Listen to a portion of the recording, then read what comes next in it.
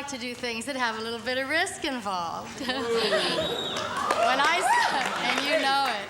When I started acting, I looked around Hollywood and said, Angie, you may not be the most beautiful actress in town, and you'll never play the classics, but there's one thing you are. You're hot and you're game. Is celebrity life an illusion? The celebrity life, especially the Hollywood lifestyle, tries to portray luxury and ease of living. But is that the real life each Hollywood celebrity has on the other end? Hollywood Dive. Angie Dickinson's recent revelation says otherwise. Did this Hollywood trendsetter have to deal with something unimaginable in life? No Hollywood enthusiast will forget Angie Dickinson's face from the 90s. The aura that she brought to the English movie world is irreplaceable. Her versatility and course of acting are something that no other actress can dare to match. But was her personal life as successful as her acting career? Movie enthusiasts doubt that now. The much celebrated life of Angie Dickinson is beyond explanation. This blessed actress was born in Combe, North Dakota in 1931, the daughter of Mr. and Mrs. L.H. Brown. Despite having a normal middle-class life, Angie's dreams were beyond the limits. She always wanted to be someone the world will always remember, and the best choice for her aura was to become an actress who could grab the limelight towards her at any hour. With her unapologetic passion and unrelenting ambition, she found herself in the heart of Hollywood years later. She was exposed to the world of movies from a very young age through her father. Mr. L.H. Brown was a small-town newspaper publisher and editor, working on the Combe Messenger and the Edgeley Mail. He was also the projectionist at the town's only movie theater. The love for movies started to take life inside Angie as she grew up. After moving to California at the age of 10, she attended Bellarmine Jefferson High School, graduating in the year 1947 at the age of 15. She was really into literature at that time and even won the 6th annual Bill of Rights essay contest in school. Angie then went to Immaculate Heart College, Los Angeles, and Glendale Community College, becoming a business graduate by the year 1954. After graduating from college, Angie immediately followed her father's path, taking a cue from her publisher's father. She intended to be a writer, but she was meant to cross her path with acting pretty soon. After pursuing her career as a secretary for a while, she decided to explore acting. The first step towards this was to join drama class, where she did the groundwork for her future success. Those efforts paid off in 1956 when she got a chance to show her face to the world in a television role on the popular series Matinee Theater. Her aura and impressive performances earned her recurring roles on shows like Dragnet and City Detective afterward. But that was just the beginning. Her successful journey started in 1957 when she made her film debut in Lucky Me. May I have your attention, please?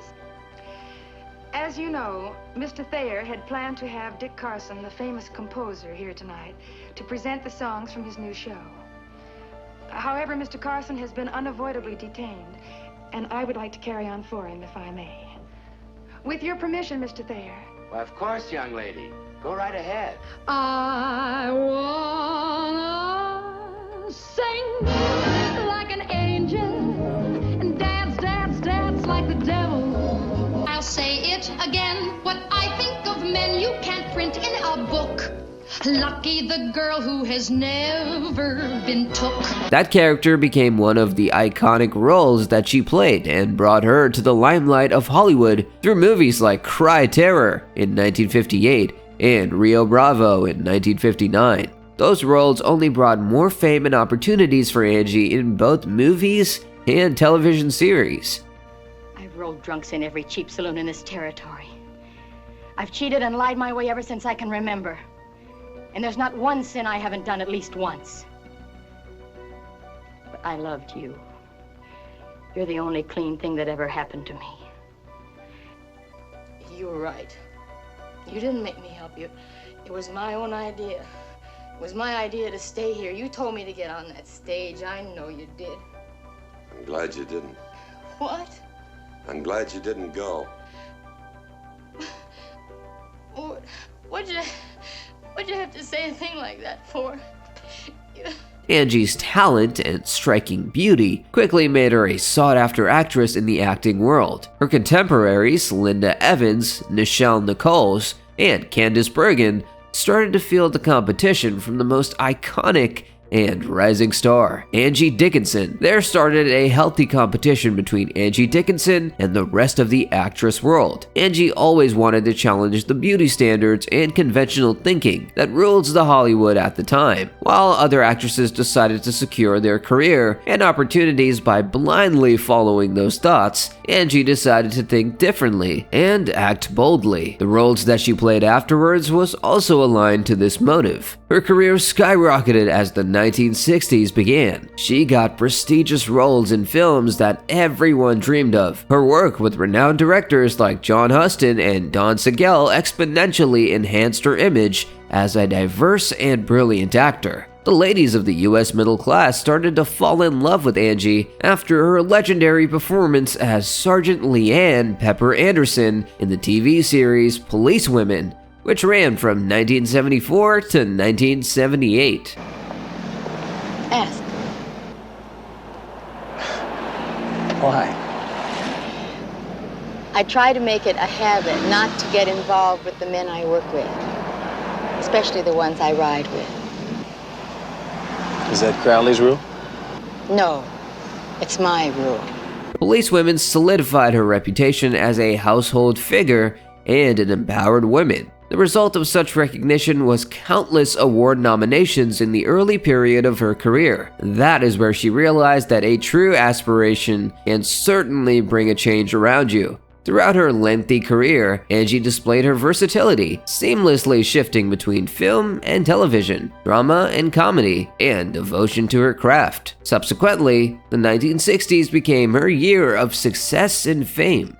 In the rush of having the most successful career, did she take a toll on her personal life and the choices of partners? Angie Dickinson's affairs and marriages have always been a topic of conversation at Hollywood parties and lunches. This is not only because of her fame, but also because of the high-profile men she has been with. She married her first husband, Gene Dickinson, in 1952. He was a professional football player from the US, starting his athlete life at the University of Wyoming. He played professionally with the Los Angeles Rams. After he retired from football, Gene Dickinson found his interest in sales and marketing. His charm and fame were more than enough for Angie to fall in love with him. She always considered him as her support system and a source of motivation. During their marriage years, Angie flourished in her acting career. The movies that she was a part of were recognized globally, and the audience started to see her as a real icon with her own rules and values. Unfortunately, their marriage started to suffer after a while. They started to have differences of opinion and discomfort. Finally, after 8 years of marriage, they got divorced in 1960. Angie's rising fame was also one of the reasons for that broken marriage. As Gene started to have an inferiority complex as her husband, having a wife who is far famous than you can always make you feel less confident. Even when Angie made an effort to uplift Gene, he was not ready for a change or even a try. Gene literally went out of the radar after the divorce as he decided to have a private life where he focused on himself and his mental well-being. He later passed away on 20th February 1993, taking a toll on Angie. After a while, Angie decided to seek love and companionship again, and that search ended up in the much celebrated music composer Burt Bacharach. It didn't take much time for the rumors to take its form, as Angie Dickinson's life was an open book for anyone to have a look. In 1965, she surprised the Hollywood world by marrying him. She gave birth to their daughter and her first child, Nikki Bacharach, in 1996. That was a golden moment for the icon of cinema world. She started to find meaning in her life and a purpose to live it to its fullest. Nikki's arrival made a lot of changes in Angie's life,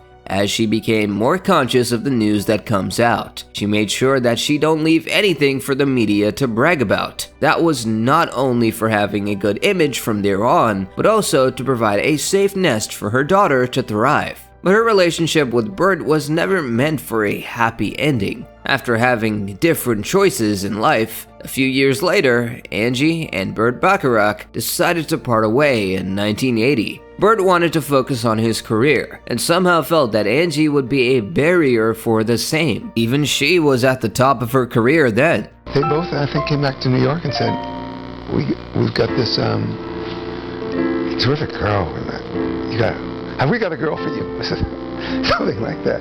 Have we got a girl for you? And that divorce didn't keep her from achieving her passion. Taking energy out of the grief, she moved forward. Her daughter was a source of strength and hope for her. Angie Dickinson continued her acting career with a renewed passion, and that only brought her more fame. That hard work and persistence gifted her some amazing characters in movies like Death Hunt, 1981, and Big Bad Mama II in 1987. Would it make any difference if I waited?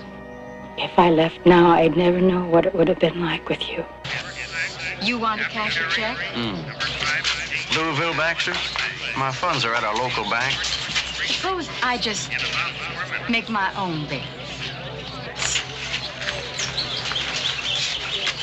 100 to win on Good Times and 100 to place on Daisy Girl. Sounds fine. Those movies were testimonies that underlined her versatility and adaptability. The audience started to trust her craft again and fell in love for the second time. Again, the light of gossip hit the core of Angie Dickinson when she started dating Frank Sinatra. He was the most celebrated partner of Angie Dickinson. Frank Sinatra was an American singer and actor, nicknamed the Chairman of the Board, and later called Old Blue Eyes, one of the most inspiring celebrities on the soil of America. And that was the main reason why Angie's love life became a topic of conversation in the movie world. Her relationship with Frank Sinatra began in the 1960s, after breaking her marriage with Burt Bacharach. Even though the exact time is still uncertain, there have been speculations that she had an affair with him while being married to Burt. But her hardcore fans like to believe that their bond started as a friendship and blossomed into a beautiful romance after she decided to part away with her partner. The rumors of an extramarital affair never really concerned Angie, as she was having the best time with the love of her life, Frank Sinatra. Their relationship was an amalgamation of charm, intelligence, and art. They respected each other's talent and work and never failed to admire it. But what made their affair complicated was the fact that Frank Sinatra was still married to his wife, Mia Farrow, at the time. There were instances in which Angie was shamed for breaking the marriage of a happy couple by playing a third woman figure, but nothing could break their feelings and love for each other. They never cared to keep their relationship private, as the public appearance of them was a common thing. But again, Angie Dickinson was not so lucky this time. This affair lasted for a couple of years. Despite its conclusion, Angie and Frank remained close friends until he passed away in 1998. How was Frank to work with as an actor?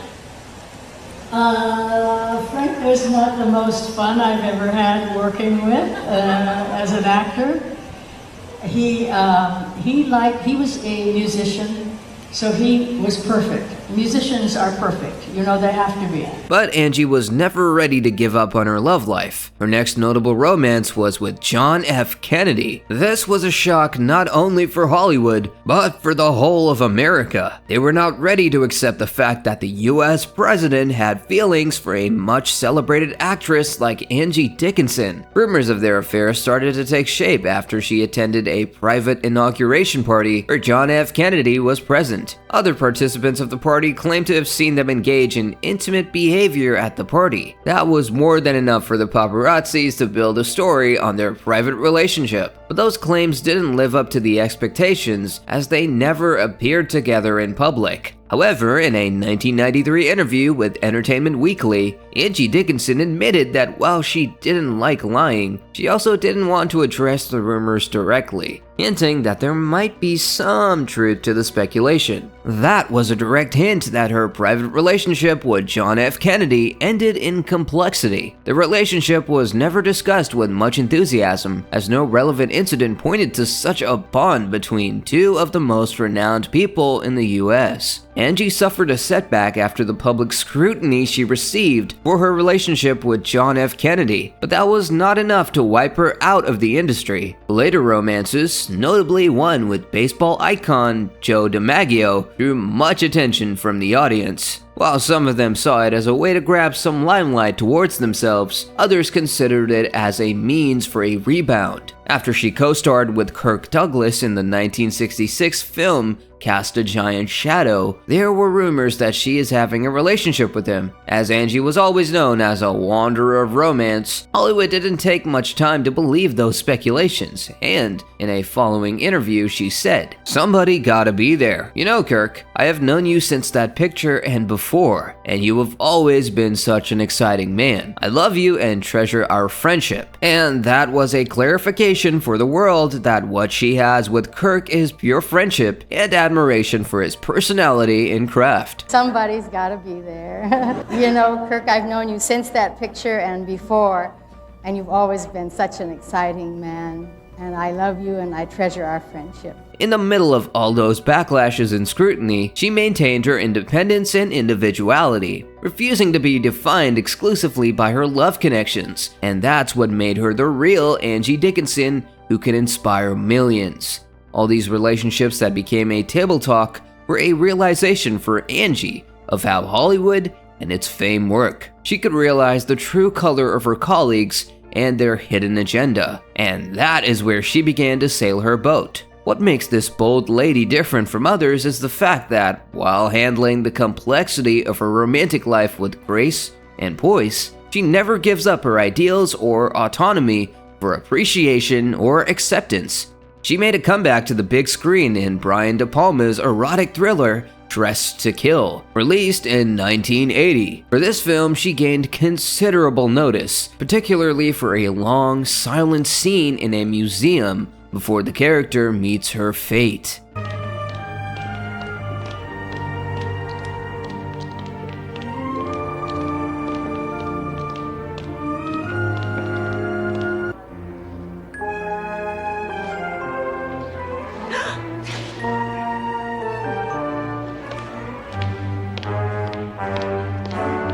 Her role as Kate Miller, a frustrated New York housewife, earned her a 1981 Saturn Award for Best Actress. On July 25th, Vincent Canby wrote in the New York Times Review, "Performers are excellent, especially Miss Dickinson." That was recognition and relief for Angie, who was hoping to come back to Hollywood through this movie. That was just a restart for Angie Dickinson's much longer journey. In 1981, she made an appearance in the movie Death Hunt. Even though it was not enough to make an impact, that role brought back memories of old Angie in the Hollywood audience. She also appeared in Charlie Chan and The Curse of the Dragon Queen. Some opportunities slipped her hand. Earlier that year, she had been the first choice to play the character Crystal Carrington on the television series Dynasty. However, she decided to turn it down since she wanted to spend quality time with her daughter. Later, that role went to Linda Evans, who brought much appreciation to her. Angie turned down her own Johnny Carson-produced prospective sitcom, The Angie Dickinson Show, in the year 1980, after only 2 episodes had been shot. Later, she starred in many television movies like One Shoe Makes It Murder, Jealousy, A Touch of Scandal, Still Watch, etc. In 1982, and again in 1986, Angie Dickinson appeared in 2 of Perry Como's Christmas specials for the ABC television network to surprise the television audience, and that was a boost for her. In 1993, she appeared in Wild Palms, produced by Oliver Stone,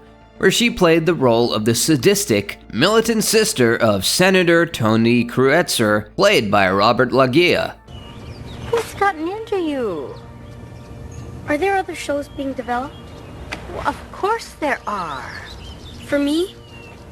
Yes! Don't be silly. Well, what are they? I don't know, darling. That's the programmer's domain. I want the details. Now.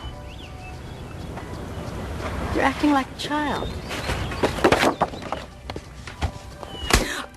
Don't ever say that to me. Don't you underestimate me. That same year, she starred as a rootless Montana spa owner in Gus Van Sant's Even Cowgirls Get the Blues with Uma Thurman, which was such a boost to her career. You will all be rounded up and sent to prison if this goes any farther. This is not your ranch. You pathetic little cutesy poos.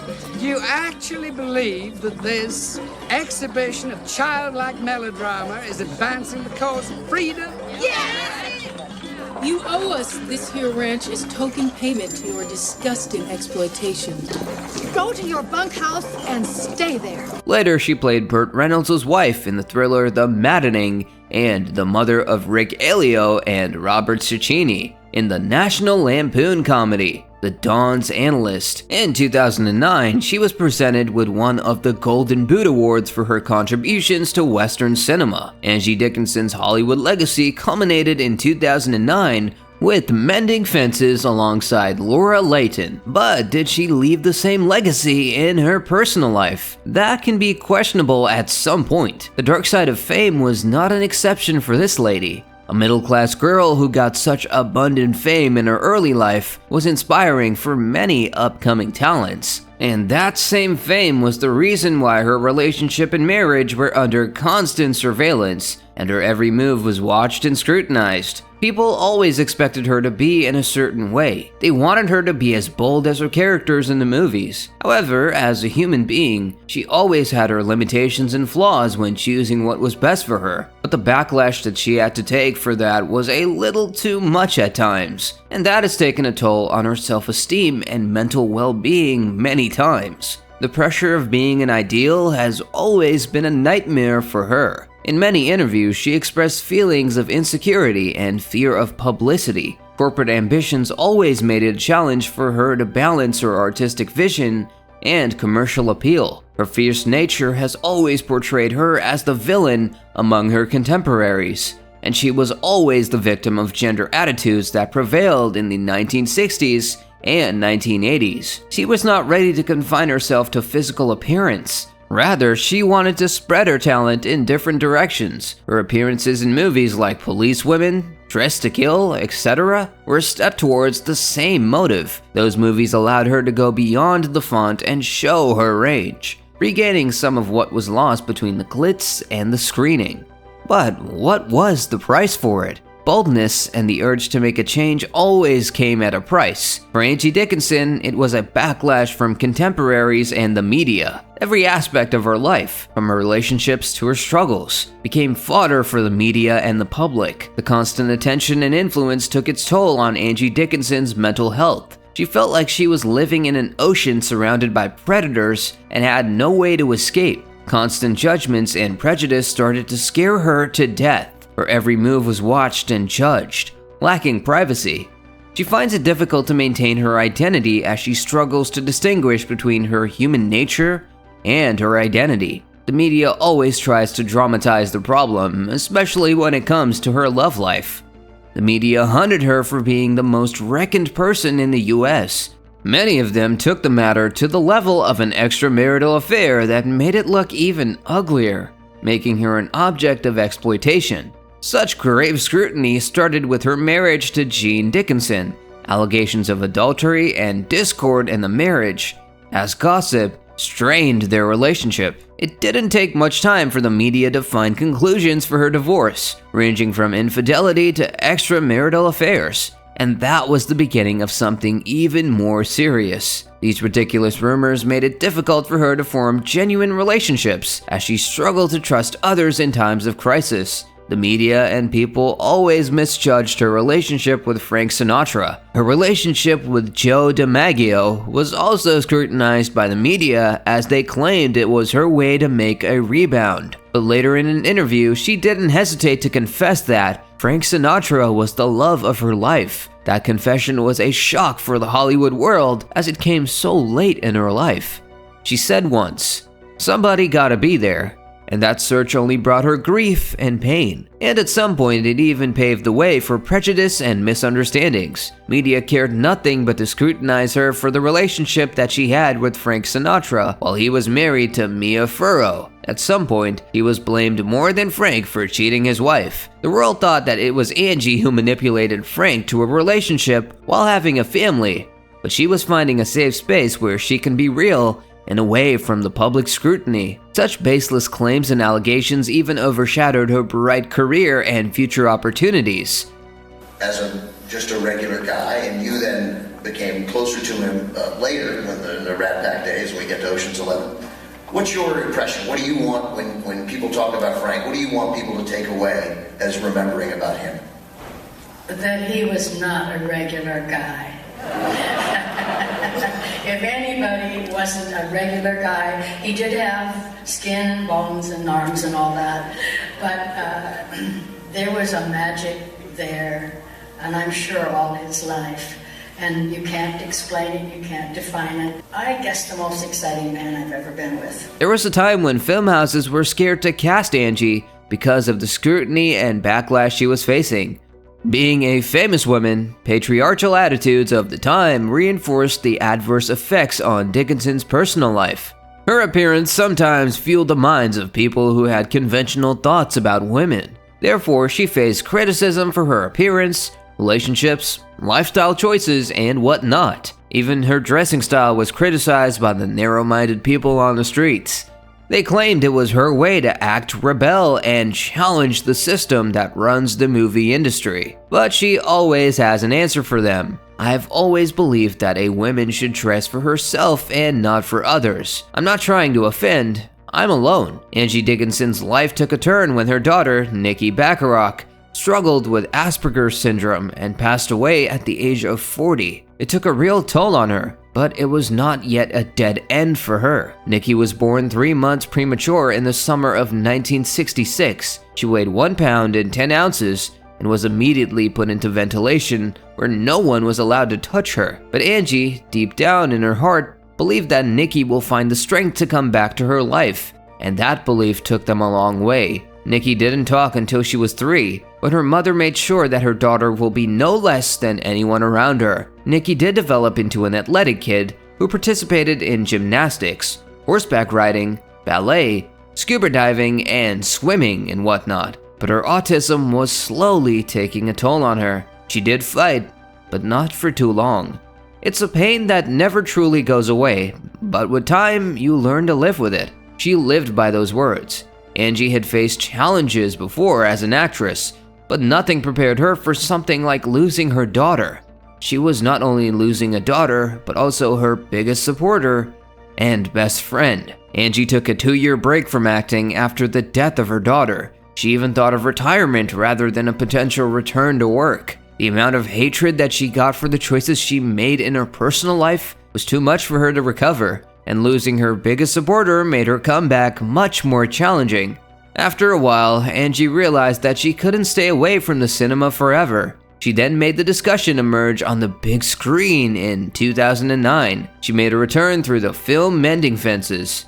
This film portrayed the character of stubborn Grandma Ruth, a departure from her previous roles in Persona. But that was a sense of liberation for her as she tried something new. And that was her final bow when she closed the curtain on her illustrious career. Finally, she decided to leave her acting legacy behind to find a new purpose for life. But they continued to shame and judge her.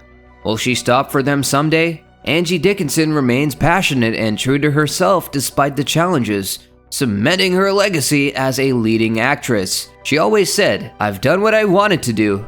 I don't live up to anyone's expectations. I'm a strong woman, and I don't apologize for it." Her uncompromising dedication to her ideas and principles inspired women and marginalized groups worldwide. Using her fame, she tried to change people's mindsets.